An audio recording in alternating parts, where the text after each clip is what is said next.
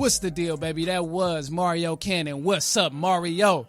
All right, man, now we back. I'm glad you stuck with me so you can hear what we got to say about the Super Bowl and the NFL between the Rams and the Bengals. But before we get started, man, how could I not give a shout out to MainStream Radio, the most supported station in the nation. Yeah. MainStream Radio, baby. Go ahead, tap in on Mixler. Or if you're listening to me live on iPodcast, iHeartRadio, Spotify, however you get your podcast, I appreciate it. So let's get into it. First things first, before I even touch about the Super Bowl, because, you know, I've heard so many things. We've seen so many upset fans. Oh my gosh, these fans have been pissed over these games. It's been a crazy a crazy postseason. Let me start by saying that. Absolutely. It's been a crazy postseason. But you know what? It's been so entertaining. And one thing, the main thing I hear over and over again, every time somebody's favorite team lose or every time somebody play or lose, I keep hearing all these arguments, is, man, the NFL is rigged. I'm done with it. It's so rigged. Yeah. Maybe, yes, and no. Okay. So let's talk about it. This is what I want to address before we even touch about the Super Bowl, but you need to hear this before you watch the Super Bowl. I think you need to hear this before you watch the Super Bowl and think this game is rigged. So, with the Super Bowl, and I get there's been rigged moments in the Super Bowl and in the playoffs where it's just like, you know, this happened too perfectly. It's no way in hell this could have actually happened.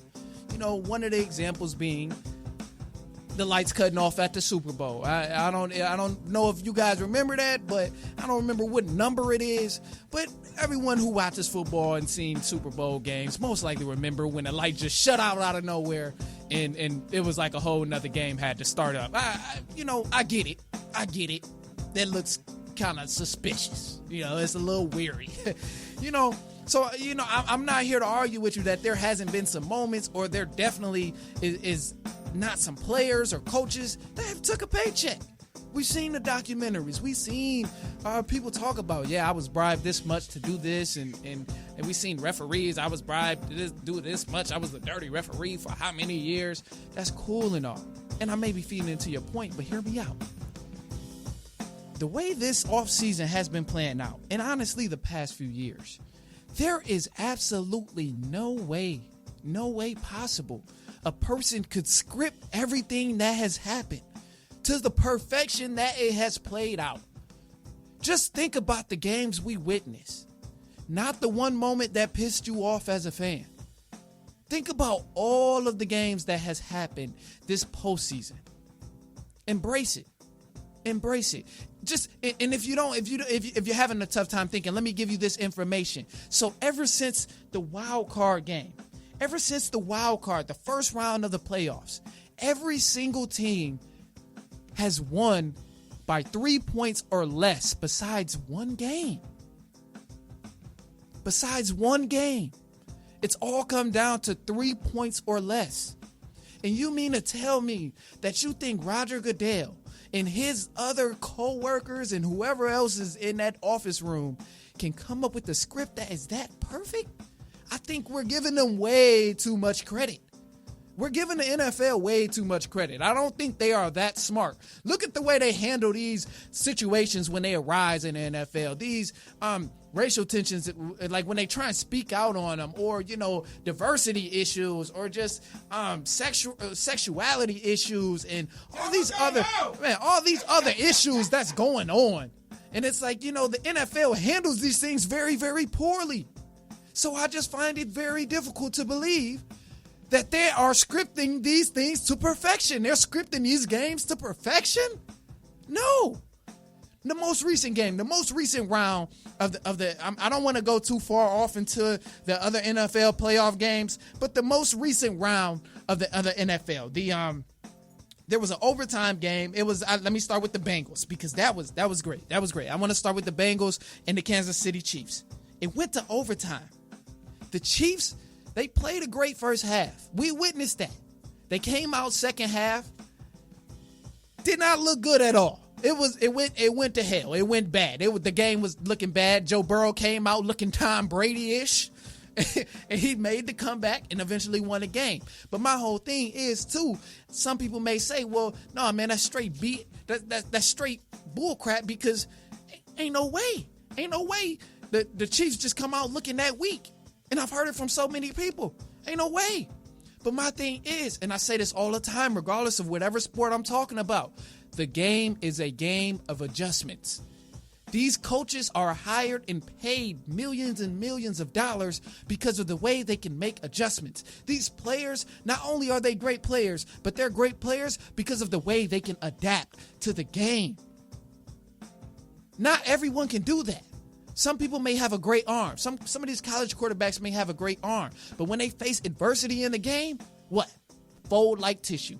Fold like a folding chair. Fold like a crumbled piece of paper. All of that. So that's my whole thing. It's about making adjustments. So sometimes, the game may seem like, oh no, I already know where this is headed. It's looking real scripted. Some things may be the case, or the NFL may favor for something to be a certain way. I get it. I get that. But at the end of the day, there's no way. You mean to tell me Patrick Mahomes, he just came off, before he played the Bengals, he came off a game where he silenced the team in overtime after getting first ball, and then the Bengals, he played the Bengals get the ball in the first half and couldn't, or get the ball. let me calm down. He get the ball in overtime and then can't do anything with it. I get it. It sounds ridiculous, but then again, give the Bengals some credit. They made it this far. Give them some credit. Look at that defense. Look at that intensity that they came out with. Look at the adjustments they had. You gotta give them credit. And if you call yourself a sports fan, you just gotta look at the game and really figure out what's going on. What defensive adjustments did they make? What kind of pressure did they bring toward him? What kind of defensive schemes did they bring toward Pat Mahomes? Like, what made him, fall under pressure? Okay, that's game one. That's example one. Okay, so the other one, San Francisco in the 49ers, because I heard it with this game too. It didn't stop at the Bengals and the Chiefs. It did not stop at that.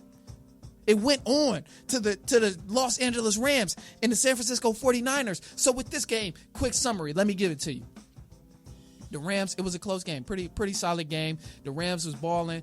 The 49ers were balling. 49ers was mostly punching them in the mouth the whole game.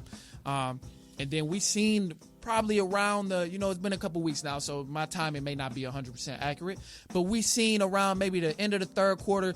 I think it was actually the start of the fourth quarter. That's when we really seen the Rams come alive. Oh my gosh. That defense, it proved every reason why we give it so much hype. Every reason we hype up Aaron Donald and that defensive line, they proved exactly why we hyped them up that much. They proved why we say they're the best defensive line probably ever assembled. But my thing is, you can't just say, oh, the game is rigged because your team didn't win. I get it. The 49ers, they played good most of the game, and then they had another opportunity. They did what they could, but they couldn't get it done. The defense, the offense might have been trying to do what they could, but look at the game and figure out what adjustments are being made, because it's not all scripted. It can't possibly, watching these games, you cannot possibly ever make something up to this amount of perfection. And if you've been watching these games and you've been entertained, you must say, this has been the most entertaining postseason that we've seen in a very, very, very, very, very long time. And to my last point, to my last thing, another reason I feel that many, many people focus on, oh, the NFL is scripted, the NFL is rigged, is because of the amount of writers they have. Everything, it doesn't matter what opportunity or what player is going to be there, the NFL is going to make a script. Storylines are what make money. Think about it. It doesn't matter what player, it doesn't matter anything. It doesn't matter what player, what pick, there's always a storyline. Literally always a storyline. So that's my main point. I get it may look too perfect to believe. It may look too good to be true. But at the same time, it could have been Brady. If Brady would have went to the Super Bowl, people would have been like, okay, well, it's scripted. They wanted Brady to go out on a way. Like, you can't just say that about every single thing. And I just need it to be known. Because you cannot make anything up. If Brady would have went to the Super Bowl, I guarantee they would have wrote a perfect script that falls along Brady's lines and made it very, very entertaining. It don't matter. Any other quarterback, Pat Mahomes would have went back to the Super Bowl, made a beautiful script about how he got back to the Super Bowl. It could have been, man, it does not matter. That's what they do. That's what sell tickets. That is great promotion. That is great public relations. That is great that's just overall what you have to do when you're trying to market something. You have to bring somewhat of a story. And just because the storyline is so excellent or so perfect, that does not mean that it's scripted. That's not. Because how many times? And last thing, and I'll let it go. I'll let it go. But the last thing is how many times, think about it in other sports, how many times have we seen someone say, okay, well, this guy's the next LeBron James. He's the next Jordan. He's the next Kobe. He's the next this. He's the next Shaq. He's the next this. Or in baseball, he's the next A-Rod. He's the next Sammy Sosa. We hear it all the time. He's the next Brady. He's the next Reggie Bush. He's the next Randy Moss. We hear it all the time, but it's all storylines to buy into the hype. It's all storylines to sell tickets, to market, to do great PR. It happens in every sport. So you can't just have the lazy reason of saying, okay, well, you know what? My team lost, so the game is rigged. And I've been hearing it just way too often. And, I'm not saying there are not moments. There are moments where some stuff look like, okay, this is shaky, or that might have been paid off. That he might have tried to do something wild. But a full course of game, everybody has to be on the same page. You got 11 men on the field on each team. If one person can't mess everything up, the whole 2 hours of the football game, or the whole hour and a half of the basketball game, or the whole 75 hours of the baseball game. Like, one person can't just ruin everything the whole game. I get clutch moments, all of that, but the teams have to play a certain way to get to that moment.